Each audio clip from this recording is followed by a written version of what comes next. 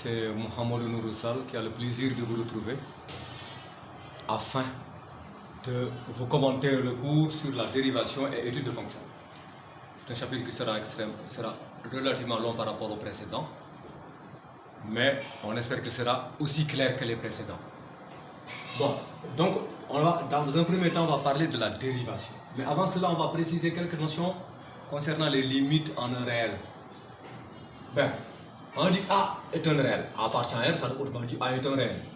Et A appartient aussi à DDF qui veut dire domaine de définition de la fonction f. Donc domaine de définition d'une fonction f.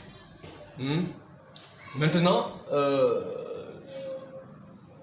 de courbe représentative, donc la fonction f a pour courbe représentative CDF. On note sa courbe représentative CDF. C'est comme pour la première lettre du mot courbe. F pour désigner, donc c'est la courbe représentative de f. Bien, on dit que le réel L est la limite de la fonction f en A, en réel A. En réel A, quand f peut être rendu suffisamment proche de L, donc la fonction f peut être rendue, donc les valeurs de la fonction f peuvent être rendues suffisamment proches de L, du nombre L, dès que x est suffisamment proche du réel A. On écrit alors, à ce moment, que limite, lorsque x tend vers A, la flèche qui va vers A, donc lorsque x tend vers A, df de x égale L. Et une autre, pour le vocabulaire toujours, on dit que la fonction f a pour limite plus l'infini, c'est pas assez clair, à limite plus l'infini, lorsque x est suffisamment proche de A, du réel A, si f peut être rendu aussi grande que l'on veut, aussi grande parce que c'est une fonction, aussi grande que l'on veut, si x est suffisamment proche de A. On écrit alors à ce moment que limite, lorsque x tend vers A, limite x tend vers A, df de x égale plus l'infini. De même, f, on dit que la fonction f a pour limite moins l'infini cette fois-ci, lorsque x tend vers A, si l'on peut rendre moins f, autrement dit l'opposé de la fonction f, si l'on peut rendre l'opposé de la fonction f, moins f, aussi grande que l'on veut, dès que x est suffisamment proche de A. On écrit alors à ce moment limite x tend vers A de f de x. Attention, on dit f tend vers moins l'infini lorsque on peut rendre moins f aussi grande que l'on veut, si x est suffisamment proche de A. À ce moment donc, on écrit limite x tend vers A de f de x égale moins l'infini. Alors maintenant, petit 2 de théorème. Pour toute fonction, on dit ici pour toute fonction polynôme. On a parlé de fonction polynôme avant, ou bien fraction rationnelle, ou bien racine carrée, ou bien fonction trigonométrique. On a limite, excusez-moi, pour tout A appartenant à DDF, donc au domaine de définition de la fonction en question, limite x, lorsque x tend vers A de f de x égale à ce moment f d'A. Pour toutes les fonctions, donc polynôme, fraction rationnelle, racine carrée et trigonométrique, on a pour tout A appartenant au domaine de définition, limite lorsque x tend vers A de cette fonction de f de x égale f d'A. Le deuxième théorème dit A est un réel appartenant à l'intervalle I. Soit f une fonction donc définie sur I sauf en le réel A. Et G une fonction définie sur I avec pour tout x différent de A. Attention, pour tout x différent de A, il faut que ça soit clair. Pour tout x différent de A, f de x égale g de x. Alors, en ce moment, on dit que, on sait que g admet une limite en A qui vaut g de A. Et g, on dit que elle admet une limite en A qui vaut g de A.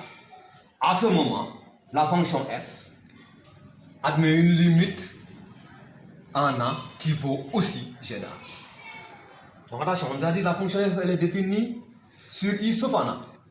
Mais la fonction g, elle est partout définie. Et on sait que f de x égale g de x pour tout x différent d'A. Mais que g admet une limite en A qui vaut g d'A. À ce moment, la limite de f de x, lorsque x tend vers A, est égale aussi à g d'A. Maintenant, petit 2, nombre dérivé d'une fonction. On dit f est une fonction définie sur d de f sauf contenant plutôt A. Excusez-moi, contenant le réel A. Point. D'accord? F, on dit que la fonction f est dérivable en A lorsque pour tout H est un réel, hein, différent de 0. Pour tout H différent de 0, que ce soit clair hein, pour cette définition, parce qu'elle pose problème des fois hein, à certains élèves. On dit que f est une fonction définie sur D de f et D de f contient A. Donc A appartient à D de f. F est dérivable, on dit que la fonction f est dérivable en A lorsque, pour tout petit h, qui est un réel différent de 0, on a le nombre taux de h qui est devenu par égal f de a plus h, f de a plus petit plus h, moins f de a sur h, d'accord, f de a plus h moins f de a, le tout sur h, c'est ça taux de h. Taux de h à ne pas confondre avec limite lorsque h tend vers 0 de taux de h, hein, c'est pas la même chose. Taux de h c'est un nombre, on connaît qui est défini, qui est exprimé en fonction de. Donc f qui vaut f de a plus h moins f de a, le tout sur h. Ce nombre taux de h, lorsqu'il admet une limite finie, autrement dit c'est un réel, ce n'est ni moins l'infini, ni plus l'infini. Il faut que ce soit un nombre réel. C'est ça qu'on entend par limite finie. Donc le nombre taux de h admet une limite finie lorsque h tend vers 0. Écoutez, tendre vers 0, ce n'est pas être égal à 0. Hein. On a bien précisé, h est différent de 0. Mais lorsque h, qui est différent de 0, tend vers 0, et lorsqu'à ce moment, la limite de taux de h, lorsque h tend vers 0, f de a plus h moins f de a sur h, est un nombre réel, est fini. La limite finie, ça veut dire que c'est un nombre réel. Moins l'infini plus l'infini ne sont pas des règles. À ce moment, on dit donc que la fonction f est dérivable en A. Ben ici donc, on dit que L est appelé le nombre dérivé de la fonction f en le réel A, réel A. D'accord? On note ce nombre dérivé, on note f' de A. Donc on peut écrire alors ainsi, limite, comme on avait dit dans la définition, lorsque h tend vers 0, de f de a plus h moins f de a, le tout sur h, égale f' de A. Ou bien aussi, on peut écrire toujours limite, cette fois-ci, lorsque x tend vers A. De f de x, cette fois-ci, on n'a pas mis f de a plus h, mais à la place x, ça vaut a plus h. Hein. C'est comme si x c'est a plus h. Donc de f de x moins f de a sur x moins a égale toujours f' de a. Avec x moins a égale h ou bien x égale a plus h. C'est la même chose. Hein. Mais maintenant, interprétation graphique. A est un point de courbe de coordonnées petit a, et donc f de a, donc il appartient à la courbe ACDF. Et grand M est un point de courbe de coordonnées a plus h, et f de a plus h qui aussi est un point de la courbe CDF. Donc la droite AM est une séquente à la droite CDF, excusez-moi, hein, à la courbe CDF. Le taux d'accroissement de la fonction f en petit a est le coefficient directeur de la droite AM. Taux d'accroissement, vous avez vu, hein, en troisième déjà on vous a dit f de x1 moins f de x2 sur x1 moins x2, ça c'est un taux d'accroissement de la fonction f, hein, on l'a déjà dit en troisième, lorsqu'on vous parlait des fonctions affines, hein, d'accord, on vous a parlé du taux d'accroissement, on vous a dit que pour la fonction affine, c'est f de x1 moins f de x2 sur x1 moins x2 égale à petit a qui vaut le coefficient directeur, qui est égal à plutôt le coefficient directeur de la fonction affine, de l'application affine, hein, d'accord, fonction affine ou application affine. Donc on vous dit le coefficient directeur, le taux d'accroissement est le coefficient directeur donc, de la droite AM. Maintenant, lorsque h tend vers 0, donc lorsque h devient de plus en plus infiniment petit, donc ça tend vers 0, M se rapproche infiniment du point A. Donc le point M se rapproche encore, donc infiniment du point A, autrement dit, M devient de plus en plus proche de A, du point A. Dans ce cas, la droite AM, elle aussi, se rapproche de plus en plus de la tangente à la courbe représentative de f au point A, ou bien en A. D'accord? Donc f est dérivable en A, puisque h tend de plus en plus vers 0. N'oublions pas la définition, hein? C'est limite lorsque h tend vers 0 de f de a plus h moins f de a, le tout sur h.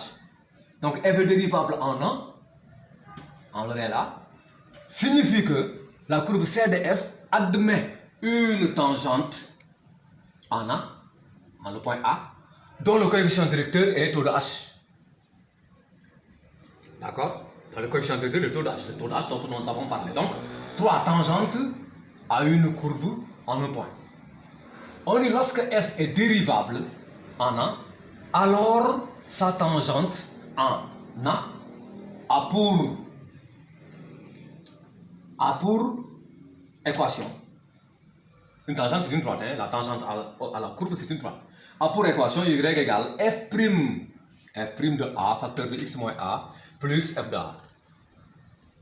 Attention, n'oubliez pas s'il vous plaît, c'est une petite digression. On avait dit que f de A plus h, qu'on peut remplacer par f de x, hein, moins f de A. Ce qu'on avait dit, hein, le tout sur h égale f' de A. D'accord? Je n'ai pas mis les limites lorsque h tend vers 0, hein, mais pour un problème de temps et d'espace. Hein. Maintenant, si vous multipliez ici h par f' de si vous multipliez par f' de A, vous aurez, si vous, au lieu de mettre f de A plus h, si vous mettez maintenant f de x moins f de A, hein, f de x ou x prend la place de f. Donc f de x moins f de A sur x moins A. C'est la même chose, hein, on l'avait vu tout à l'heure avec la définition du nombre dérivé. Hein. Donc ici, si vous multipliez par x moins A, vous aurez donc f' de A facteur de x moins A. Donc vous aurez f de x moins f de A égale f' de A facteur de x moins A.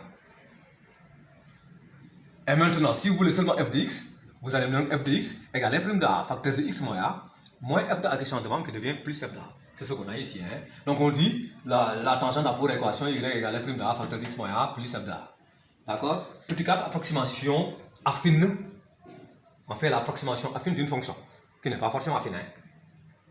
Ben, on dit que lorsque f est dérivable en A, la fonction epsilon définie par epsilon de x égale f de x moins, crochet si vous voulez, ou parenthèse, peu importe, et moins, parenthèse, f' de A facteur de x moins A plus f de A, admet pour limite, lorsque x tend vers A, 0.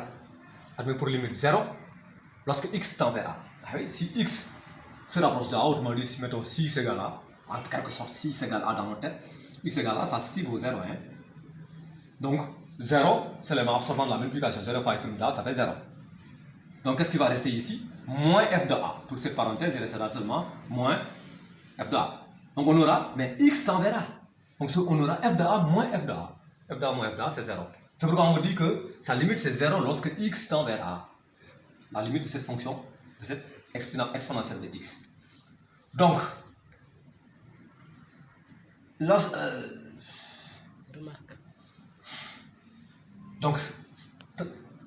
ceci traduit donc cela traduit, pour parler encore en français correct, ceci c'est ce qui vient après, mais cela, ce qu'on vient d'écrire ici, traduit qu'au voisinage de A, autrement dit lorsque x est très proche de A, epsilon de x et f de x sont équivalentes. Autrement dit, elles ont la même valeur. C'est pourquoi, c'est pour cette raison qu'on dit que f' de A facteur de x moins A plus f de A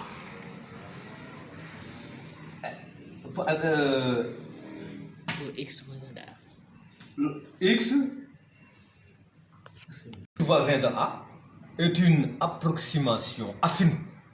Affine pourquoi? Parce que ça s'écrit comme une fonction affine. Hein? Fonction affine, n'oubliez pas, c'est A facteur de x plus b. N'oubliez pas la façon dont on vous a donné la définition d'une fonction affine depuis la classe de 3e. Hein? Donc, c'est une approximation affine de f de x au voisinage de A. D'accord? Donc, c'est pourquoi on peut écrire, dans ce cas, au voisinage de A, on écrit f de x sensiblement équivalent. On n'a pas mis égal, hein? Mais sensiblement équivalent à f' de A. Facteur de x moins A plus f de A. D'accord? C'est plus f de A. Hein? Ben, 5 fonctions dérivées. 5 définitions. Soit I, un intervalle. I est un intervalle de D de f. D'accord? On dit que f est dérivable sur I, sur l'intervalle I, lorsqu'elle est, elle remplaçant f, bien entendu pour vous, lorsqu'elle est dérivable en tout point de I, en tout nombre A de I.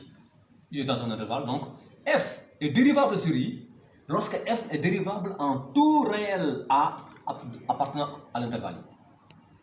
D'accord? Soit f est une fonction dérivable sur l'intervalle i. On appelle fonction dérivée de f, d'accord, la fonction notée f' définie par f', deux points, ça veut dire f', tel que à tout x associe f' de x. Voilà donc ce qu'on entend par la fonction dérivée d'une fonction. Permettez-moi ici de faire une petite digression pour les élèves qui sont en classe de terminale par exemple, à qui il arriverait par exemple de suivre cette leçon. Lorsqu'on leur a parlé de la fonction, lorsqu'on vous a parlé, chers élèves de terminale, de la fonction logarithme népérien qu'on note ln, on vous a dit, tiens, dans certaines problèmes, on vous a dit limite x tendant vers 0. Ici, c'est le x qui joue le rôle de h1, de notre définition dans limite h tendant vers 0 de f de a plus h moins f de a sur h1. Donc limite x tendant vers 0 de ln de x, de ln de 1 plus x, autant pour moi, de ln de 1 plus x sur x égale à 1. Pourquoi?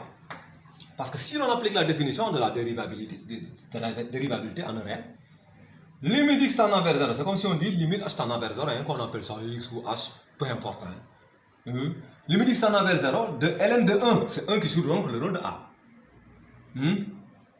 Donc c'est comme si on ln de a plus h moins ln de a. Mais donc, ln de 1, vous savez, c'est l'élève de terminale, vous savez que ça vaut 0. Ceci c'est la même chose que limite donc x tendant vers 0 toujours de ln de 1 plus x moins ln de 1, parce que ln de 1 vaut 0. C'est comme on a dit, la fonction ln dans la définition on nous a dit qu'elle s'annule en 1 sur le x, sur le h, autrement dit. Mais ça, d'après la définition, c'est la dérivée de la fonction ln en 1. Ln de a plus h moins ln de a, le tout sur h, c'est la dérivée de la fonction ln en 1. Mais la dérivée de la fonction ln, c'est 1 sur x. Mais comme ici, x vaut 1, c'est 1 sur 1 égale 1. C'est pourquoi donc on vous a dit, limite, x tendant vers 0 de ln de 1 plus x sur x égale 1.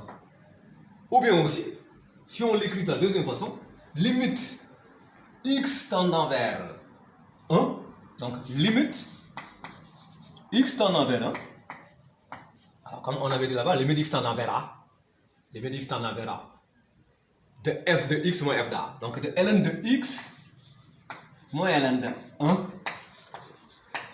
sur x moins 1. Mais ça aussi c'est la même chose, d'après la définition, c'est la dérivée de la fonction ln en 1, ln de x moins ln de a sur x moins a. Mais la dérivée de la fonction ln en 1, c'est 1 sur 1, c'est 1 sur 1. C'est pourquoi on a écrit aussi que, en terminale, limite de x tendant vers 1, de ln de x moins ln de x sur x moins 1, parce que ln de 1 c'est 0. Ln de x sur x moins 1 égale à 1. C'est la même chose. Merci. La suite. Ben, dérivée de fonctions usuelles. Les fonctions usuelles, c'est donc usuel et le mot user, le verbe user de. User de, ça veut dire que se servir de, user, c'est se servir de. Donc de fonctions dont on se sert souvent. C'est voilà cela dont on vous a dit, de fonctions usuelles, excusez-moi. Une fonction est dérivable sur un intervalle.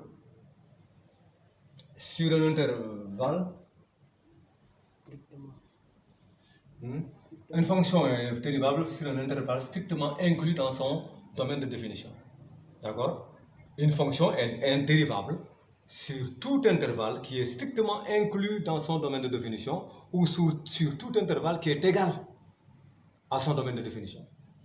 Voilà ce que la première remarque qu'on a fait ici. Bon, une fonction est dérivable sur i signifie que pour tout m de courbe de coordonnées x, f de x, alors la courbe représentative de f qu'on appelle CDF admet une tangente en m de coefficient directeur f' de x. D'accord? Bien, ensuite maintenant, voilà pour les fonctions usuelles. F de x égale k, où k est un réel. Comme par exemple f de x égale 2, ou f de x égale moins 1, f de x égale moins 7, moins racine carrée de 7. Dans ce cas, sa dérivée f' de x est égale à 0, est nulle. La dérivée d'une fonction constante est nulle. Donc, bon, et cette dérivée est définie sur R. La fonction f de x égale x, la fonction identité si vous voulez. F de x, x on se dit x lui-même, c'est l'identité. Hein. F de x égale x, sa dérivée f' de x égale à 1. Elle définit aussi, la dérivée fonction de cette fonction est définie sur R. F de x égale x puissance n, où n est un entier naturel. Hein. Sa fonction dérivée f' de x est égale à n. Donc, on abaisse l'exposant qu'on multiplie par x ici, n, x, mais après on décale l'exposant, on le réduit de rang. Donc, ça fait n, x puissance, au lieu de n, mais n moins 1. n, x puissance, n moins 1. Bon, donc c'est une fonction définie sur R, la dérivée définie sur R, avec n appartenant à grand N, qui est l'ensemble des entiers naturels. f de x égale racine carrée de x. Mais sa dérivée prime de x égale à 1 sur 2 racine carrée de x. Elle est définie sur l'intervalle 0 plus l'infini ouvert en 0 et en l'infini aussi. Hein. F de x égale 1 sur x. Sa dérivée f' de x égale à moins 1 sur x au carré. Bon, elle est définie sur R étoile. F de x égale cosinus de x. Sa dérivée f' de x c'est moins sinus de x. Elle est définie sur R. La fonction f de x égale sinus de x. Sa dérivée f' de x égale cosinus de x. Mais elle est définie aussi sur R. Mais opération algébrique sur les fonctions usuelles aussi. Hein. On dit que u et v sont deux fonctions dérivables toutes deux sur i.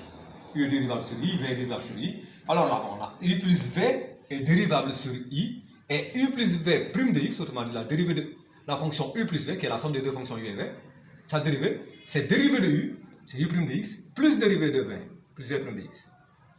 Ben, et ku où k est un réel, la fonction ku est aussi, donc si u et v sont toutes deux dérivables sur i, la fonction ku où k est un nombre réel, est dérivable elle aussi sur i, et la dérivée de la fonction ku, appliquée à 10, est égale ku prime de x. Ben, uv, le produit des deux fonctions u et v. uv aussi, puisque u et v sont tous deux dérivables sur i, leur produit est dérivable sur i. Et la dérivée de leur produit, uv prime de x, est égale à u prime v plus uv prime de x.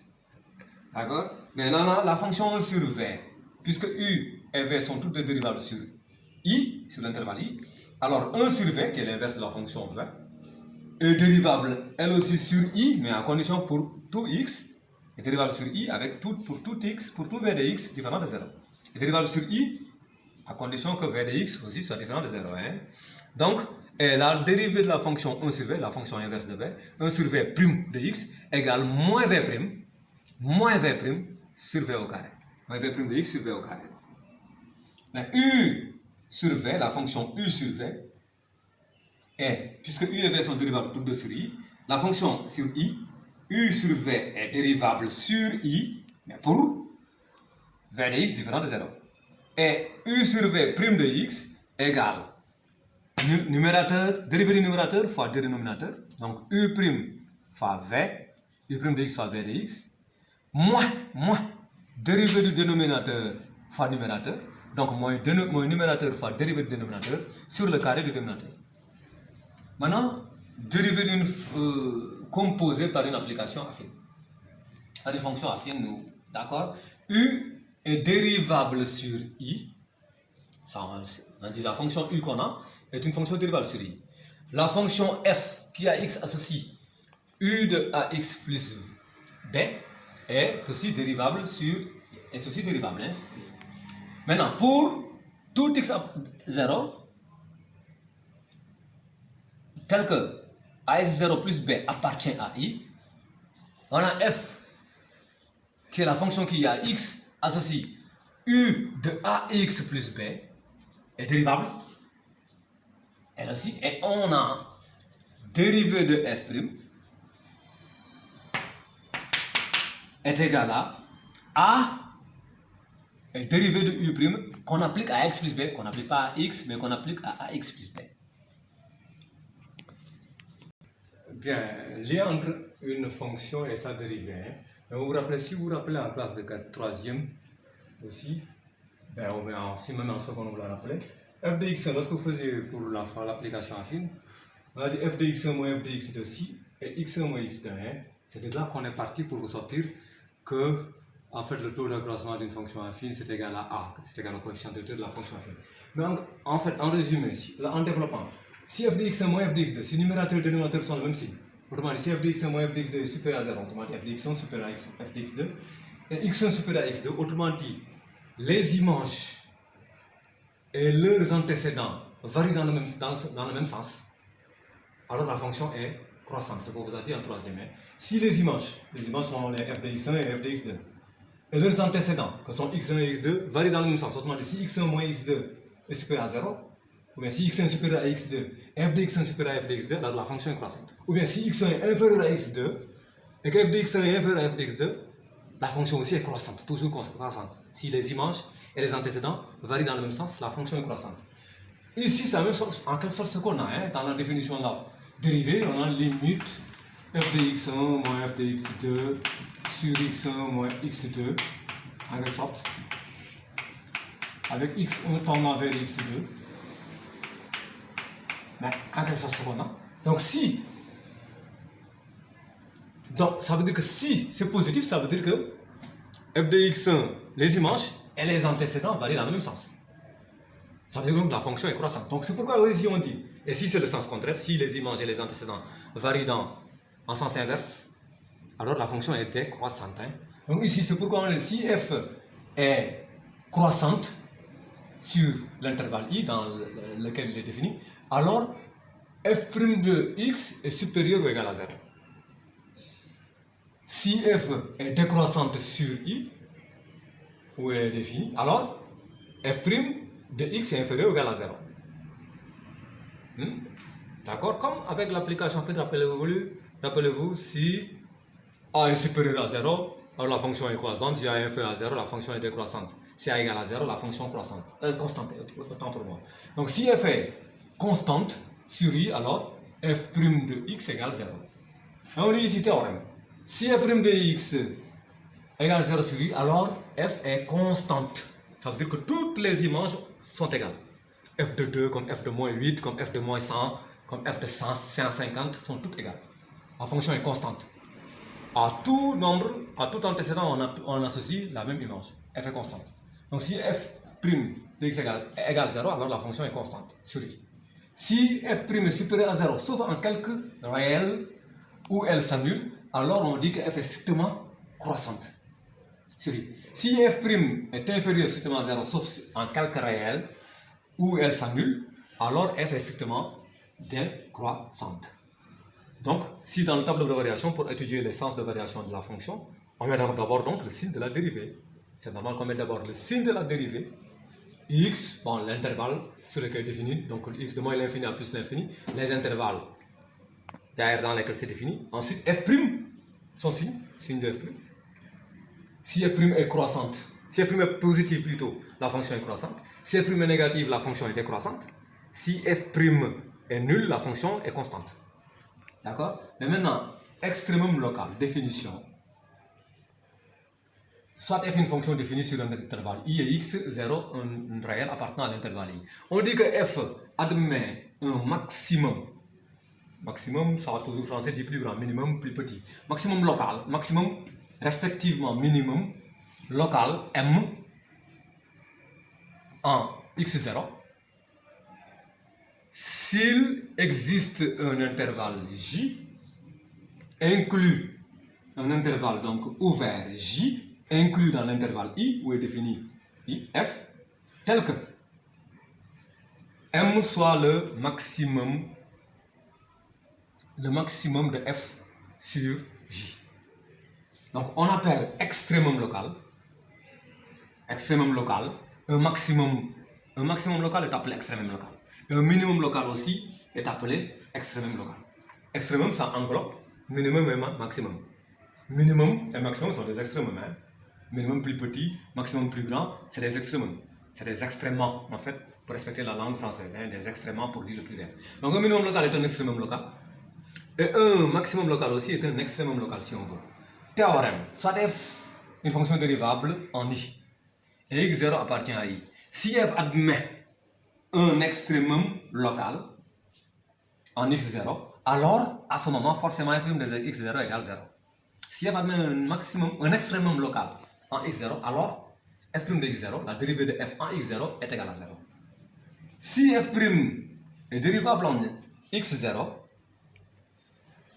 si f' est dérivable en x0, excusez-moi, si x s'annule plutôt, si f' s'annule en x0, en changeant de signe, c'est très important, c'est pourquoi on l'a souligné en jaune.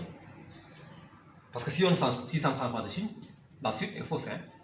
On ne va pas l'appliquer la suite. Donc si f' s'annule en x0 tout en changeant de signe, alors f admet un extrémum local en x0. Ça peut être un maximum comme ça peut être un minimum. Mais il faut que f' s'annule en x0 tout en changeant de signe en même temps. Après s'annule en x0, f' change de signe. S'il était positif avant, il devient négatif, ou bien s'il était négatif avant, il devient positif. Au niveau de x0. Remarque, la condition f' de x0 égale 0 n'est pas suffisante. Ne suffit pas pour dire que f admet un maximum local. Non. Pourquoi j'ai insisté tout à l'heure, il faut que f' s'annule en x0 tout en changeant de signe. Par exemple, on vous dit la fonction f de x égale x au cube. Sa dérivée f' de x égale 3x au carré. Comme on l'a dit, c'est n fois x puissance n moins 1. Donc 3 fois x puissance 3 moins 1. Ça fait donc 3x au carré. Mais 3x au carré égale 0 quand est-ce? Pour x égale 0. 3x au carré s'annule pour x égale 0. Mais pourtant, f de 0 n'est pas un maximum, n'est pas un extrémum local. F de 0 n'est pas un f de 0, si vous reprenez x au cube, c'est 0, Mais f de 1 est plus grand que f de 0, 1 au cube c'est plus grand que f de 0. Donc f de 0 n'est pas un maximum, n'est pas un extrémum local. Pourtant, f' s'annule bien en 0. Pour x0 égale 0, f' s'annule. Mais, c'est que comme il s'annule tout en conservant le même signe, la dérivée s'annule, on parle de la dérivée, elle s'annule en 0, mais tout en changeant de signe, parce que 3x au carré, tout ne change pas de signe, en conservant toujours son signe. Parce que 3x au carré, 3 est un nombre positif, x au carré c'est le carré des réels toujours positif, donc 3x au carré est toujours supérieur ou égal à 0. Donc comme la dérivée ne change pas de signe, donc ici, f n'admet pas d'extrémum local en 0, même si f' s'annule en 0. Donc c'est pourquoi on dit que la condition f' de x0 égale 0 n'est pas suffisante. Parce qu'il faut aussi que f' change de signe en même temps en x0. Sinon, ce n'est pas un extrémum local. Bien. Dans la deuxième partie, on va voir la suite de cette étude de fonction avec beaucoup plus de propriétés et de définitions. Merci et à bientôt.